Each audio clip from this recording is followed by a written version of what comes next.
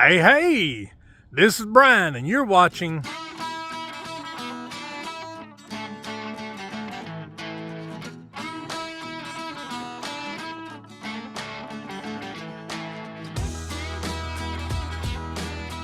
So what are we doing today? Well, I'm going to turn the camera around and I'm going to show you. This is Flossie's car. It is a 2006 Jeep Liberty. It has the 3.7 liter Chrysler V6 engine in it, and it's making a little bit of a noise, and I've discovered what it is, and that's what I'm going to be doing today. I'm going to take you along through the process of changing a part. But before we get into it, be sure and click the like button and subscribe button and click that notification bell, guys. And if you will, leave me a comment, please. I enjoy the comments, and I'll respond to your comments when I see them. So on with the festivities.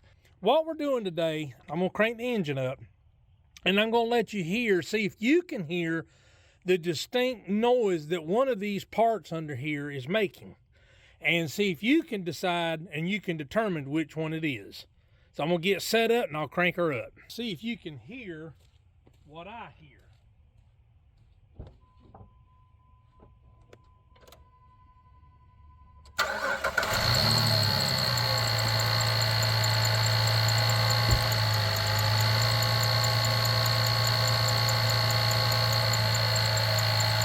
You hear that growling, kind of grinding noise?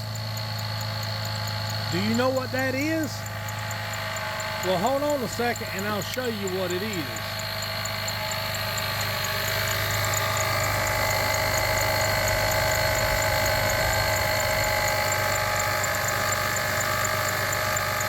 You hear that?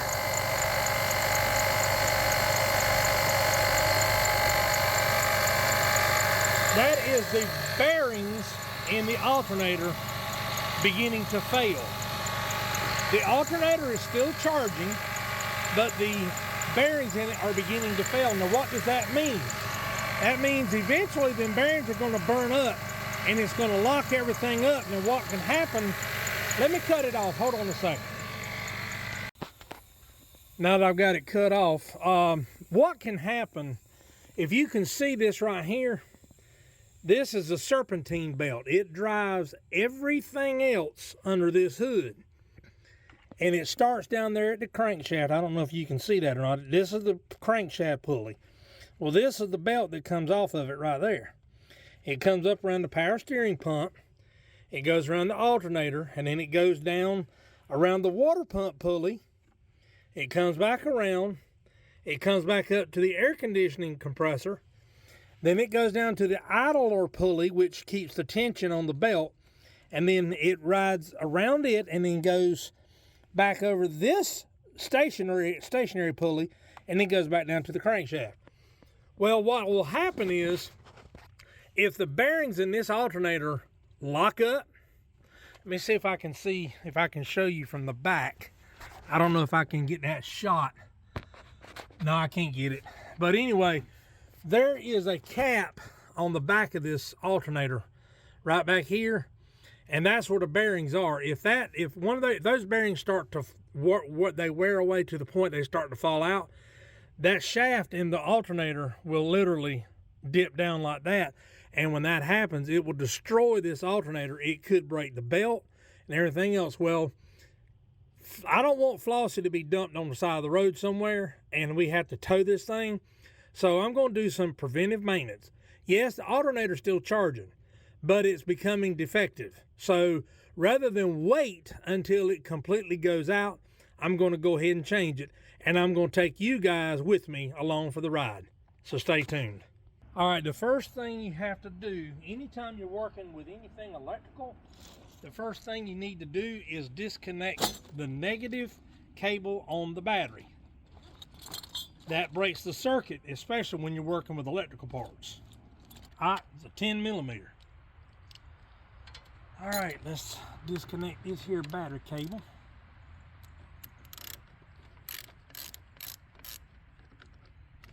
Twist it off. There we go. I need to clean that too. I'll do that when I get through. All All right, on with the festivities. Now, this thing here just unplugs like that. And then you got this here. That's the wrong size. See if that one will work. Oh yeah, perfect. Well, I do need that adapter now. All right, I got the adapter. That thing's wanting to. That's not good. That is not good at all.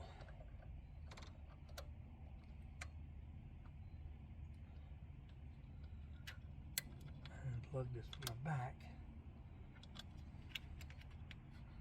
There we go. Oh gosh. What size is this? A 1/2 inch. Well, I can't find another one, so I'm just gonna have to do what I can with what I got. So that works. So let's see if we can break her loose without tearing something up.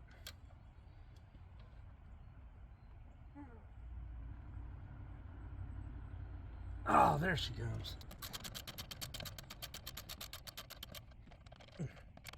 Oh, that's tight. The reason I was kind of iffy, if you look and see, that stud is copper and this is steel. Anytime you have conflicting metals like that, you need to have anti-seize on this. I was blessed that time. So now what we have to do is, I'm gonna see if I can position the camera where you can see what I'm doing. You got to get down here this idle pulley and take a wrench or a ratchet and take the tension off of this pulley, so the belt will loosen up so you can take the belt off. Little tip: always take a picture of the route of the serpentine belt before you take it off. Yes, there is a photograph right here, and I'll bring it to the front of the Jeep, the camera to the front of the Jeep here so you can see it. There is a routing tag right there, but in the event that this was gone, you need to be sure and take a picture. Now, while I've got the camera off the tripod, I'm going to show you that right there is the idle, the tension pulley. The idle pulley is right there. This is the tension pulley. So I've got to put a socket on this, and then whichever way it has to be turned to take the tension off. And it don't take much. You loosen the tension on this, and then that belt should pop right off.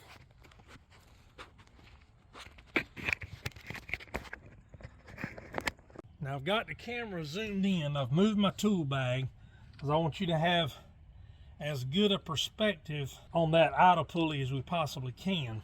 And I don't know which way this thing turns to take the pressure off of it. Okay. You have to turn it to the right, and that pulls the idle pulley up. So I don't want to have a straight up shot. I want to kind of be. Now you push it down toward the frame of the car like that. It takes the pressure off the belt. It's hard. I may need some more leverage. Try that. There we go. There we go. Now it's off. Now you take this bolt here, this out, and that out, and it should come right out. Shouldn't have any problems. We shall see. All right, here we go. Everything's disconnected. Yes. All right. All right, that's that one. That was easy.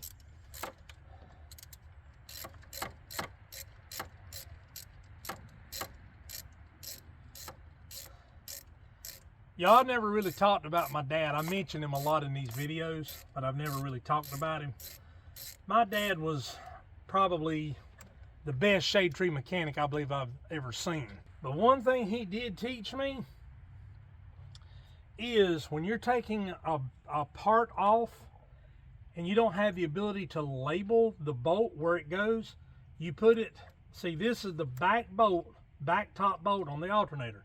So you put it on the back side on top of something, and that gives you a clue where that bolt goes. Now, these two bolts here are both front bolts. So I will put them somewhere. I'll put this one over here and put this one somewhere over here.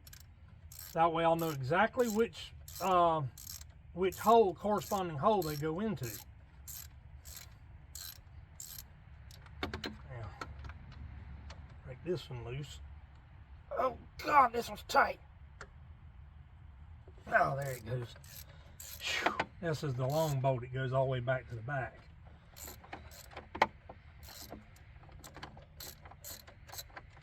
All right, now, old mechanic's trick.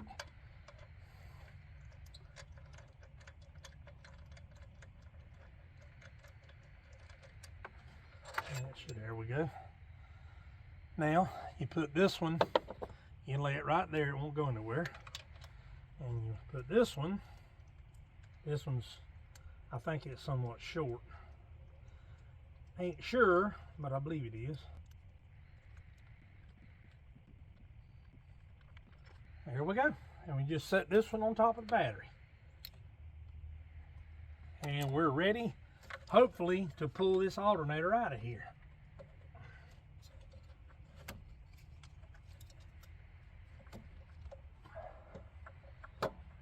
Figured that coming off that ear would be, there we go. And that's her. Now, I bought the new one from O'Reilly Auto Parts. The new one comes with a limited lifetime warranty. Listen, you can hear it just by spinning it. Listen.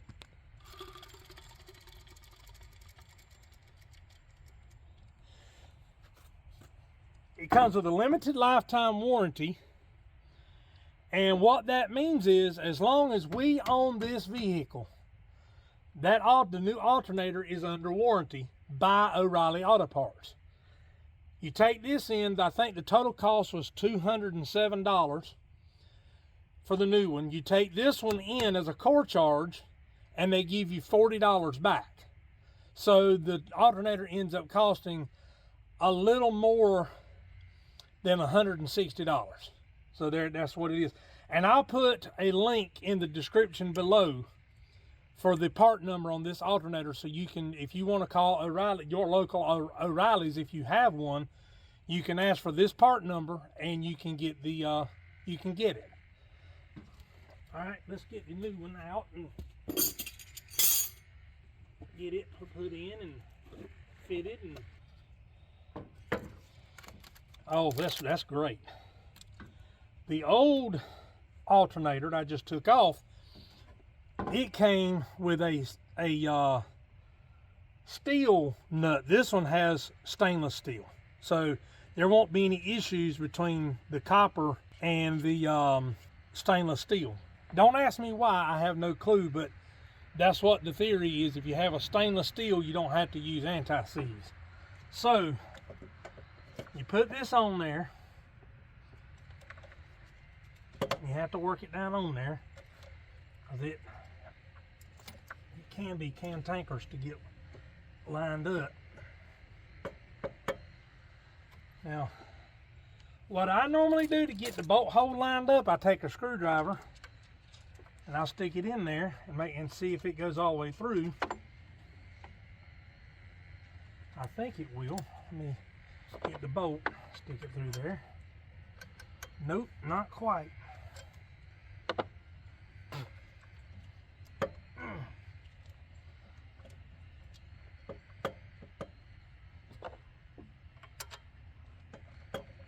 Oh, too far.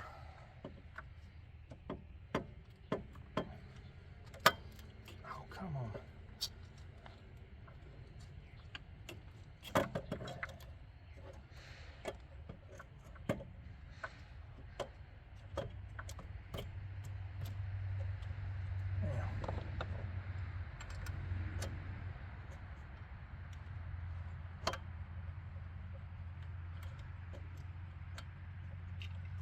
There we go.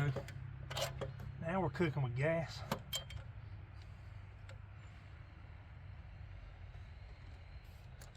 see if she started here.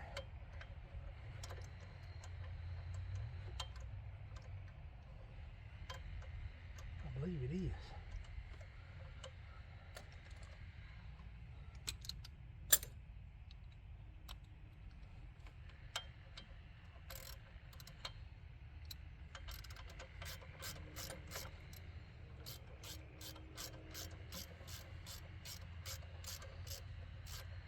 Oh yeah.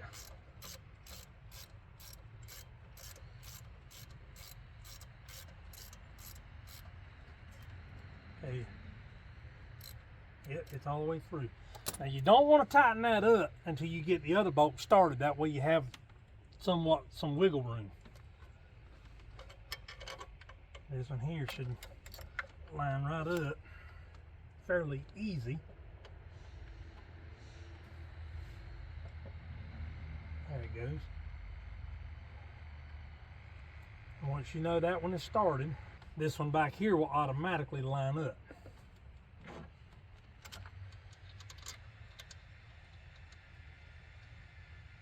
Man, I love it when a plan comes together. Now,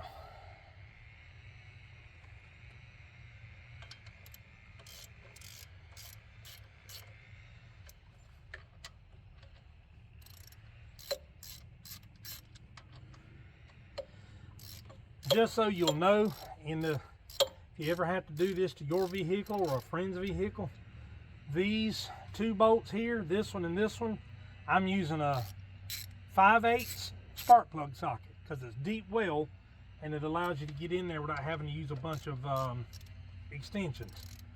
And this one here is it a 13? Yes, it's a 13 millimeter or 1/2 inch, whichever one you happen to have. I am going to put an extension on this one because it'll allow me to turn it faster.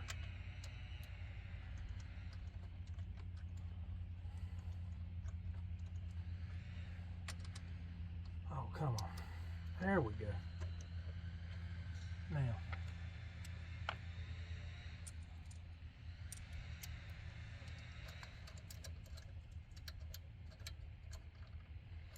Now that they're all snugged up,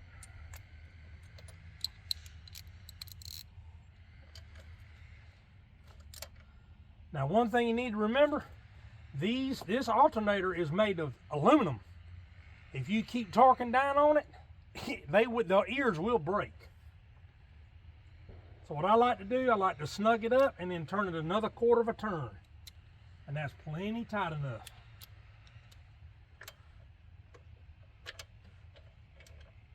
Okay, that's snug.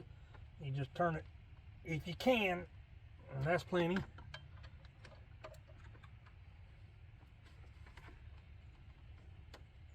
And there you go. She's on there. Now, let's get this back piece plugged back in. All right, it's plugged in. Now, we'll take this, put it on there.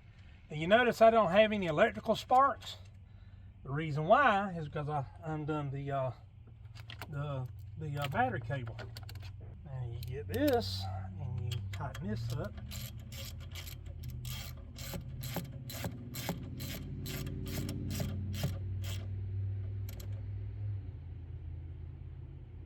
Alright.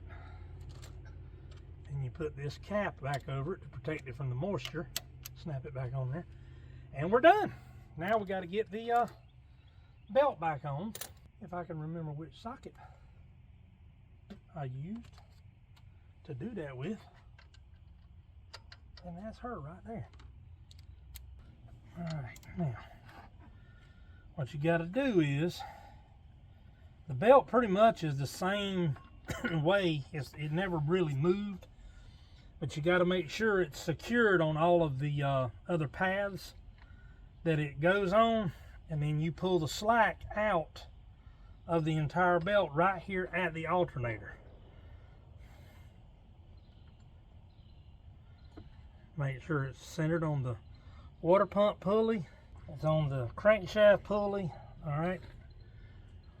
Right there we go. Now, You just push this, and it's going to take some doing to get it back on there, because it's a lot harder to get on than it is to get off.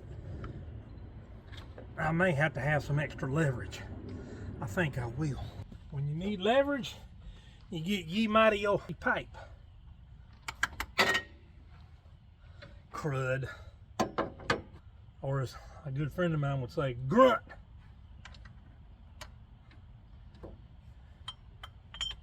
Now, you should have enough leverage.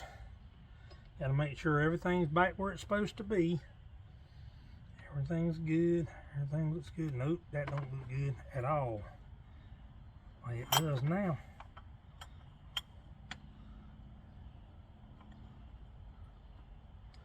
Now you should be able to.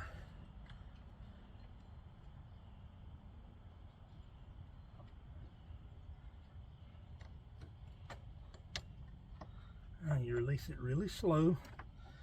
And you inspect everything. Make sure the belt is on exactly the way it's supposed to be. Now let's start her up and see what she does.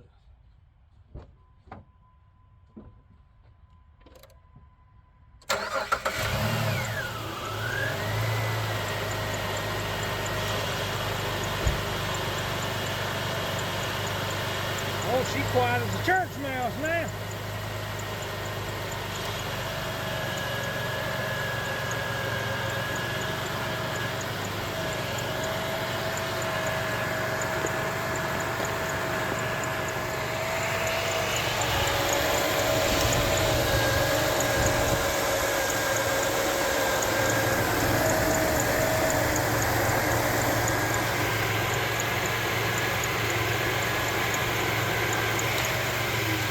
I think that'd be her.